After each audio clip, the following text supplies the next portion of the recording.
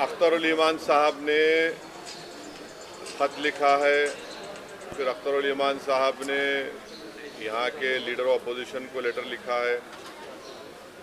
Media के ज़रिए हमने इस बात को कहा है कि MIM पार्टी अलायंस के लिए तैयार है। और फिर अख्तरुल ईमान साहब ने अपने आखिरी ख़त में ये भी कहा है कि हमको अब 6 सीट दे दीजिए।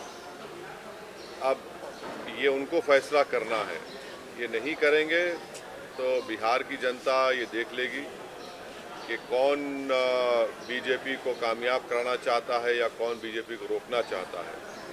तो अब ये फ़ैसला बिहार की आवाम पर है। हम तो अपनी ज़िम्मेदारी को निभा चुके हैं। कल कोई या हमसे ना कहे कि आपने बातचीत नहीं की, आपने फुला नहीं किया। तो हमने तो अपनी तरफ से पूरी कोशिश की और जनता के सामने, आवाम के सामने हमने इस बात को रख दिया। बिहार में कितनी सीटों पर पार्टी चुनाव लड़ेगी? जब लिस्ट जारी होगी तो आपको पता चल जाएगा। सर एक आई लव मोहम्मद कहने पर जो है पूरा बवाल है, उस पर क्या कहेंगे सर?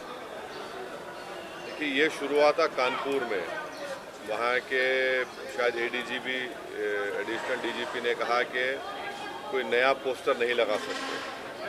तो उसके बाद हमने सोशल मीडिया पर कहा कि हम इस बात को मानते हैं कि मोहम्मद सल्लल्लाहु अलैहि वसल्लम से हम मोहब्बत करते हैं। हर मुसलमान मोहम्मद सल्लल्लाहु अलैहि वसल्लम से मोहब्बत करता है इसलिए कि उसके ईमान का हिस्सा है। अगर हम मुसलमान हैं और अगर हम अल्लाह को जानते हैं तो वो मोहम्मद सल्लल्लाहु अलैहि वसल्लम ने हमको सिखाया है कि अल्लाह है जो ज़मीन व आसमान का खालिक है, तुम इसकी इबादत करो, किसी और की मत करो। हमको उन्होंने बताया है कि तुम्हारा ईमान उस वक्त तक मुकम्मल नहीं हो सकता जब तक कि तुम मोहम्मद सल्लल्लाहु अलैहि वसल्लम को अपनी दुनिया की हर चीज़ ज़्यादा नहीं चाहोगे।